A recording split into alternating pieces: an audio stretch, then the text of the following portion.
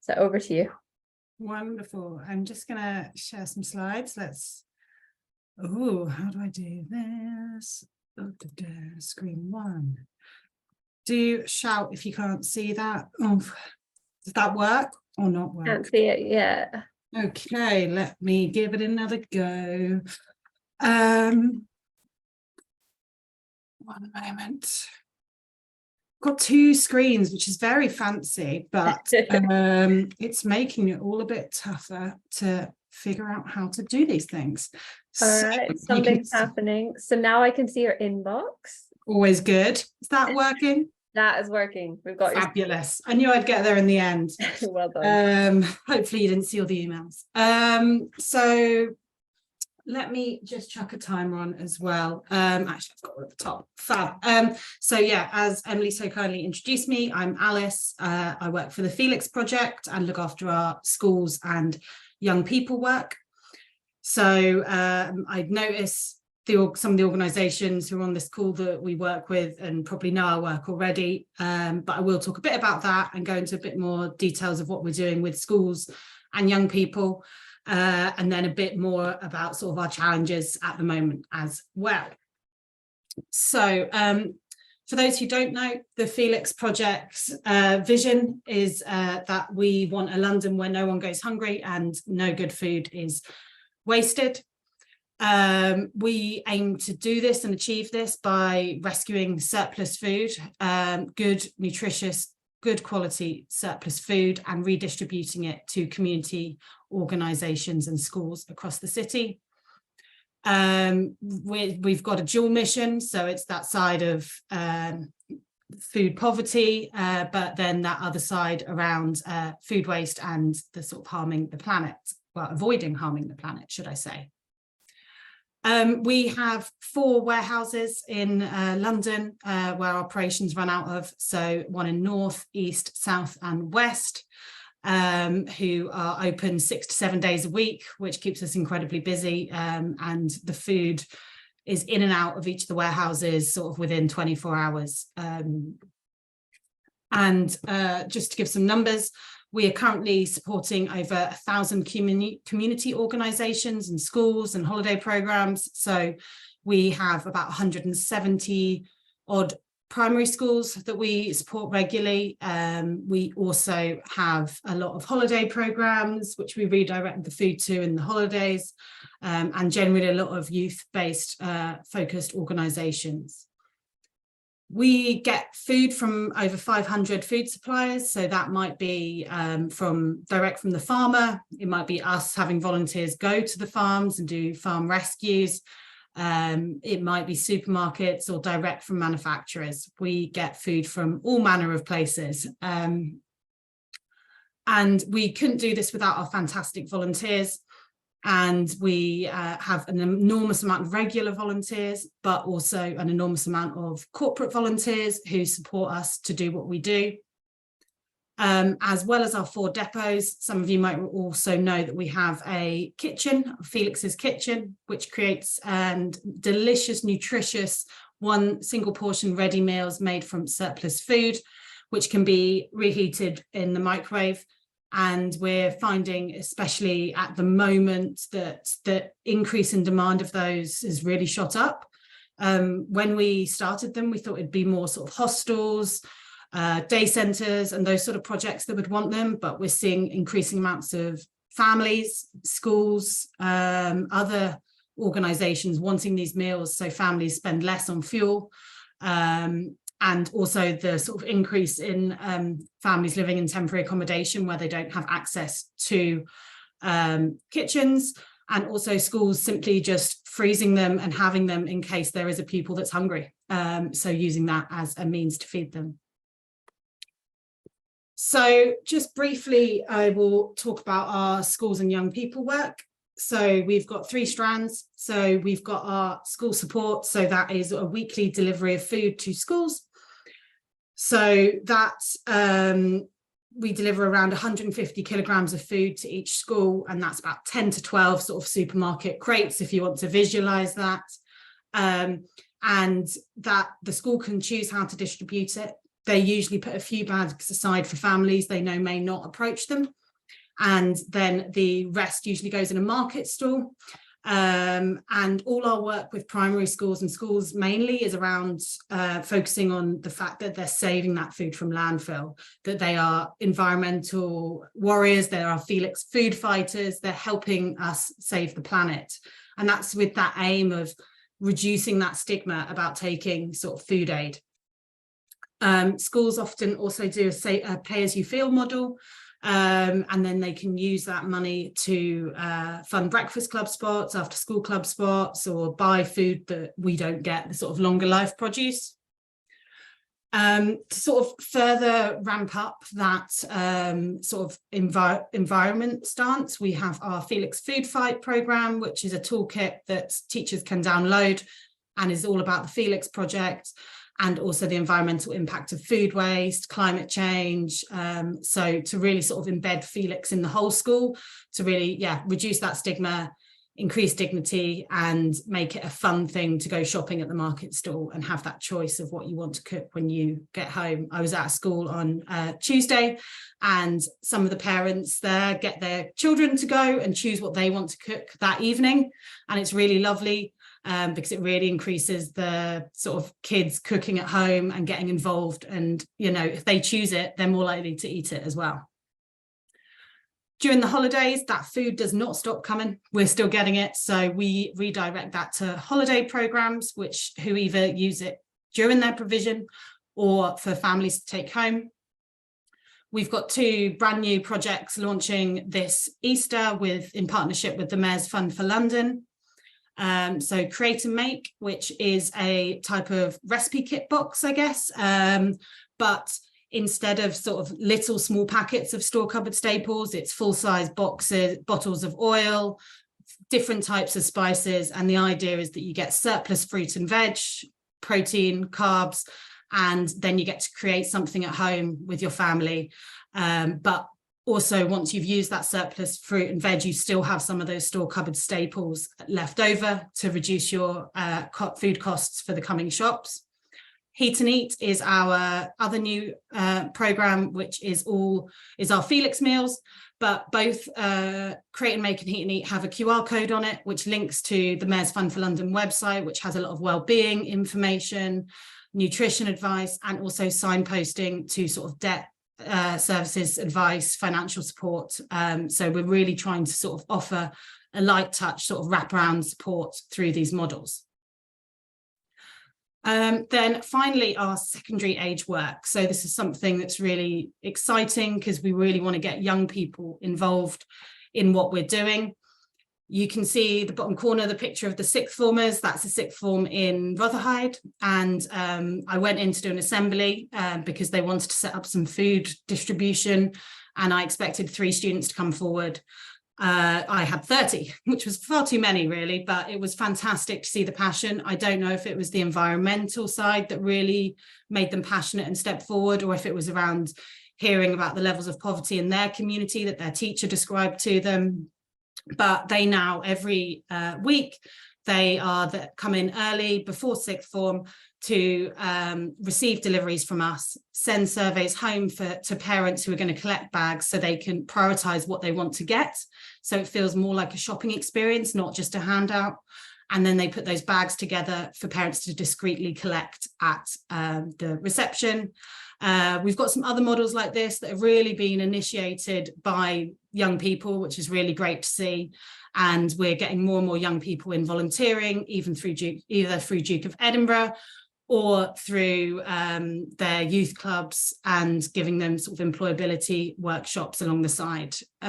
This year also, we're going to pilot some new programs where it's really going to be youth designed and youth led, where we're asking what these young people want to do in their community or what they want to do with Felix, and using food as that sort of hook and enabler to do what they want to do. So I got asked to talk about what my perspective on how reducing food poverty relates to ending child poverty, but in my eyes, food poverty is poverty. Food is one of the first things to go. Rent and bills you need to pay. Food is something that might be skimped on, either as a parent or, you know, children getting smaller or, you know, less nutritious portions. So at Felix, we see food as this enabler to living well and living better. So we're fully behind cash first approach, but a lot of our community organisations use healthy, nutritious food as that conversation starter of bringing people in. So, you know, to enable people to live well and live better, to use it as to bring people into work towards financial resilience, empower them, or build that community cohesion that we all talk about so much. If I think a bit more about current challenges, so sort of London specific ones is just that scale of the problem. We have, as of yesterday, 601 organisations on our waiting list, and this waiting list continues to grow. We revalidated it last year, so these are all new, well, within the last year, have registered. And we know that the scale of this problem in London puts so much pressure on statutory services, where the budget's been hit and stretched more. And then if we couple that with cost of living crisis and more people falling into that need, we're seeing that us in the voluntary sector and a lot of you are having to pick up that pieces and support the people we're already supporting more, but also those additional people, those additional organisations, and sort of coupled with the fact that funding is becoming stretched. So we're struggling to find money, as I'm sure a lot of you guys are, and that additional demand, it's really challenging. We know it's a national problem and an issue, but it is totally exacerbated in London. Like Emily was saying earlier, we have some of the highest levels of need in the country. We're also, seeing that increase in demand. Not only the organisations that we support already are wanting more food and seeing more people attend their services, but also that growing list of organisations wanting to receive food from us. About 160 or 70 of those are schools as well who want to receive food from us, and at the moment whose teachers are paying for the food bank for the parents. So we're definitely seeing an increase in schools wanting to receive our services. Alongside that, we have rising operational costs. Fuel is something we need to get the food out. Those costs have gone up. Also, we have giant fridges and freezers, and the Felix's kitchen takes a lot of energy as well. Our costs have actually gone up 25%. So just to do what we're doing now, we are having to fundraise for an extra 25%, and that is just to continue doing what we're doing. Another challenge post-COVID definitely is that building that regular volunteering team. We're really fortunate that one of our depots is between the city and Canary Wharf, but being able to build that regular volunteering team is something that we do find a challenge at the moment. Looking at working together, so I've seen a few of you on the call who already receive food from us. Chris at Pecan, you do, I know. So if you're already receiving food from us, what we'd really love is that you provide impact stories on what the difference our food makes to you, to your community, because then we can shine a light on your work, but also gives us stories to bring to funders and help us continue doing what we do and hopefully increase what we're doing and increase our reach as well. For existing and new organisations, just be as flexible as possible. Listen to what we can achieve operationally and seeing if you can flex to fit in our services so that we can work more efficiently and reach more organisations and do what we do, you know, opening on a Saturday afternoon, and these sort of things can really support us in increasing our reach. Finally, as always, volunteers. If you have any volunteers or can share our volunteering opportunities with your communities, that is something we'd love to be able to ask you to do, and something that is really beneficial for us. Thanks for listening today. I will pass back over to Emily, but I'm here for questions after Chris talks as well. Brilliant. Thank you very much, Alice. If you do have any questions, please jot them down and we'll have an opportunity in a moment to take them. But now I am going to pass over to Chris, who's going to speak about Pecan and what they do, and also how food services is integrated into other services. And while he introduces himself, I'm going to work on getting the PowerPoint up on the screen. So over to you, Chris. Hi there. Thank you for the invite and the opportunity to share a bit of our story and the stories that we're seeing at Pecan. Pecan is a community organisation. We're based in Peckham in South London in Southwark, and we're here to serve across the community of Southwark, and we do work a little bit in neighbouring boroughs of Lambeth and Lewisham, but our focus really is on the borough that we're in. If I just talk through some of the projects that we're running at the moment, which are on our next slide. So here we are. We run a number of different programs. We've got pictures here of our teams and of our programs in operation as well. Southwark Food Bank, we've been running for just over 12 years now as an organisation. Started hoping to work with about 400 households in a year at the most, so very small operation, operating half a day to a day a week at the most. I'll give you some more figures on that a bit later on. We also run Southwark and Lewisham Women's Service. This is working with women, either women coming out of prison or women with complex barriers in the community. What we do is we provide a mentoring service for women, and we work that on a trauma-informed approach. So working with women, whatever situation they're in, if they're coming out of prison, if they're facing different barriers in the community, we recognise them as victims, as we have not come across a perpetrator of a crime who is female yet, who has not also been a victim of abuse or a victim of crime. And so what we do is we provide a mentoring service, we provide some counselling, and we provide group work for people to really help people move forward in their situation. As Pecan, we were traditionally, we've been an employment support program, working across a number of different services, working with ex-offenders, working with people who are older people, younger people, people more generically out of work as well.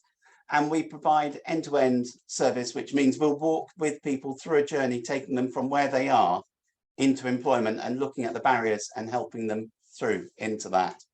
We're developing that with our Together programme, which is a community programme. So we've changed our front reception, which was a traditional office reception. You can see one of the pictures here of a group of people sitting around having tea and coffee.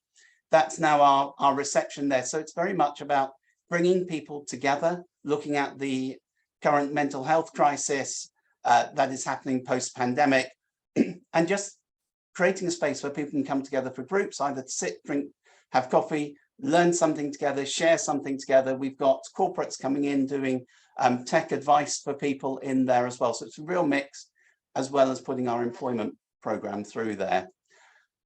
And the last one to talk about is our Peckham Pantry, which we started just before the pandemic, working one day a week in St Luke's Church in Peckham, which we still operate in.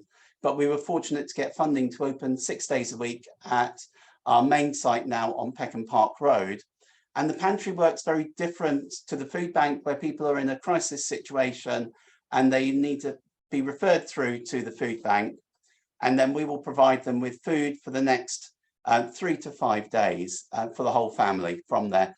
But we also look at what advice and support can we signpost people to, and we have different people coming in to provide that. We don't want to run a food bank. We want people to be coming back saying, actually, my situation's resolved. I don't need this any longer, but I'm still struggling, is what people say when they do that as well, which is where Peckham Pantry comes in, where people pay £4.50 every time they come in. That's their membership. And then they choose, items from the shop, 10 sets of items. that have a value of between 15 and 30 pounds. So people are saving money every time they come in. And one of the pictures there just gives a demonstration of what people can choose in one visit for their £4.50 as well. On our next slide, we've just got a bit about the numbers and what the numbers look like for PCAN with this. And as you can see on there, our employment support with the pandemic has taken an interesting journey. Southwark Food Bank, we saw a massive rise during the first year of the pandemic, which was following our busiest year to date pre-pandemic there, the 6,500 figure. We then saw a drop in numbers, which was expected because the people had come out of the pandemic, things were getting back to normal, but still at roughly 50% higher than it was before. And that's the impact of the cost of living. And say that this year, our figures are showing themselves to be about 20% higher again than the 21-22 figures. Our women's service, we saw a drop during the pandemic in the number of people we were able to support because of the way we were having to work. But what we've also seen there is Peckham Pantry and a real rise in the numbers there, that we're actually seeing more people through Peckham Pantry, as that's the number of people visiting, but more people are being fed through Peckham Pantry now than through Southwark Food Bank as well. I want to just share with you some figures about Southwark Food Bank and what that looks like in our journey over the last 5 years, which is our next slide on there. And this shows the actual number of households that have been referred and supported. So you can see that big jump there. And the figure at the very end, the 4,527, is the figures up to the end of January this year. So you can see we've already surpassed the figures for the previous year on there. And you can see where that rise has really come, and which means there is this cost of living crisis that is happening. Our figures here are real evidence of that for the people coming through.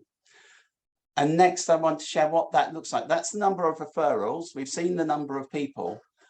When we look at how much food people are getting through that as well, on our next slide here, this is the number of meals based on each household getting 3 meals a day for 3 days. So it's our base number of number of households coming through, or number of people coming through, sorry, times by 3 days, times by 3 meals.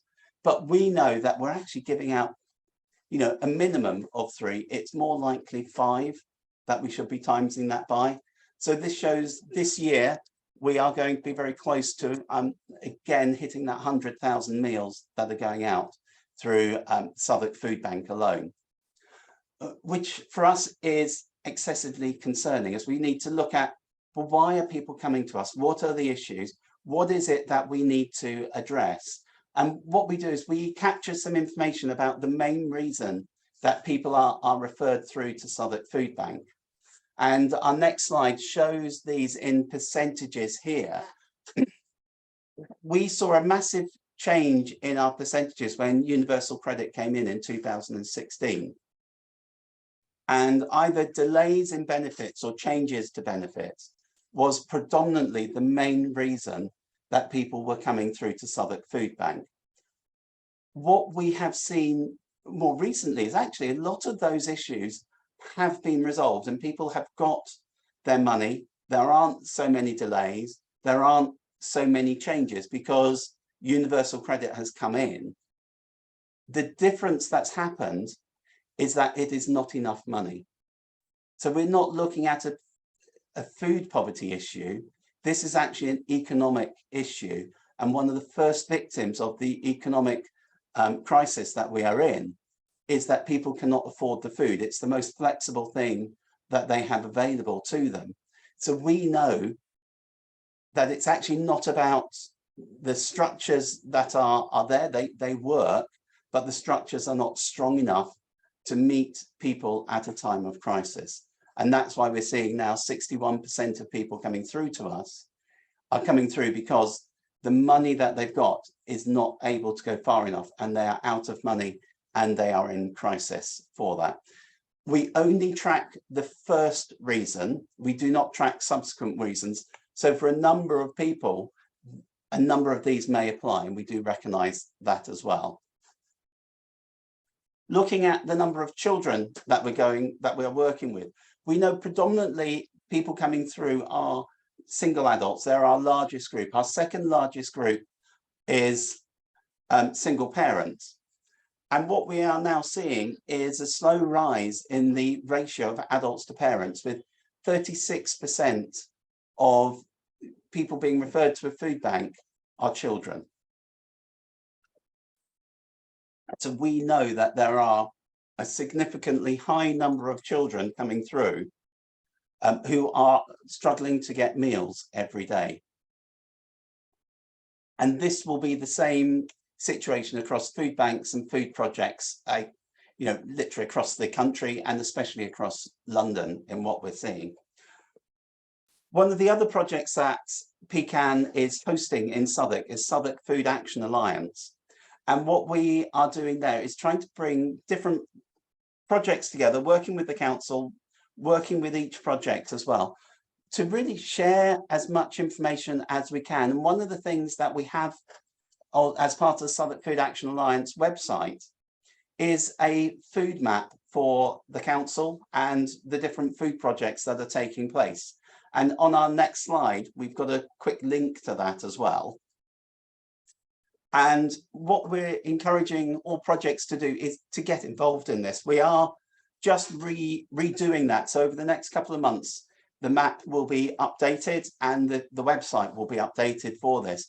But this is a map that is a link for all the different food provisions in the borough for people to be able to see where they are. So people who are able to get online and looking for food will be able to go on to this. People in the community who are looking to see what support there is, people working in different projects that need to support someone can find a project that's close to them that they can support. And it might be looking at, is it a community meal that we're looking to get someone involved in? Is it a food bank? Is it a food pantry? Is it food growing that people want to get involved in? And we're also setting this up with a new one, that this is something where corporates might want to get involved, and they're looking out to, what's the local project that I want to get involved in? What type of projects are there that I can actually offer support to?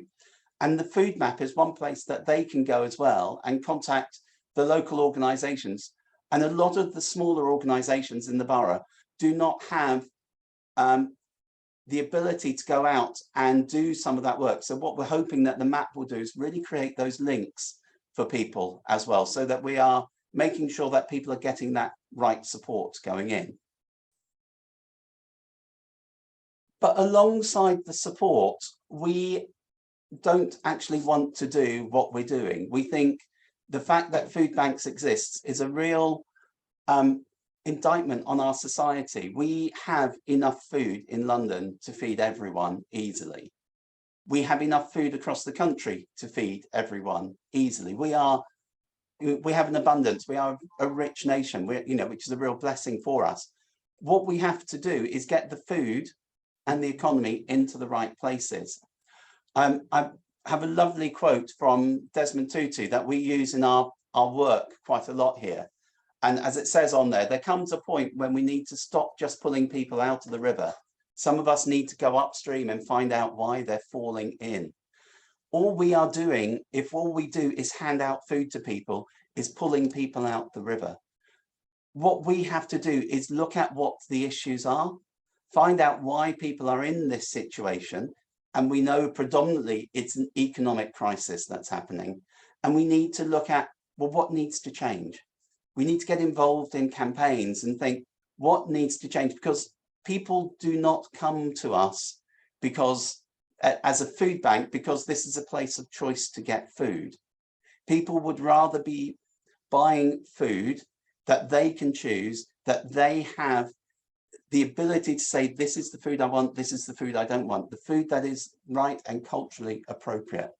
That's what we base ourselves on. That's what we want to move on. So that's what we are trying to do, is work with our people using our service, work with local politicians, try and work with national campaigns as well, because we believe food is the thing that is crucial to dignity. If we have choice of food, if we have choice in our lives, then dignity is something that will be at the heart for people. And with dignity, people are able to thrive. People are able to change their lives. And when they have control, they have dignity. There's a wonderful quote by Maya Angelou as well, which is our next slide here, which just really for us sums up that when people have control, when they have that responsibility, they can do so much more. As an organization, we have 3 key words as our values, which is kindness, belief, hope. Through those, that's the journey that we want people to take. We offer kindness so that people can have belief in themselves, so that they can capture hope into the future. So what we also do is we campaign, and we are working with some of our service users to get them involved in campaigns, because my voice is one voice, but actually their voice is the stronger voice on what we do. So we work with different organizations. We work with 4 in 10 because that's looking at the whole family and especially children. We're part of the Church Action on Poverty and their campaigns, which is about speaking truth to power and really trying to build that voice. So it's not about professionals talking about it, but it's about people affected talking about it.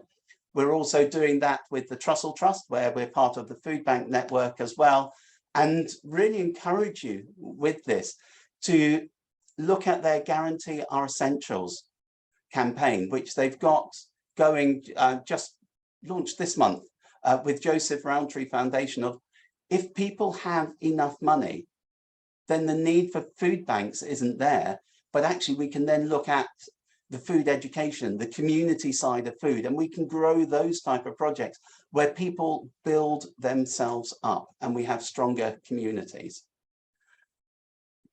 Last slide I've got is just to say on our website, we've got our impact report. So if you want to download that, please do take have a look at that to see some more information on what we're doing.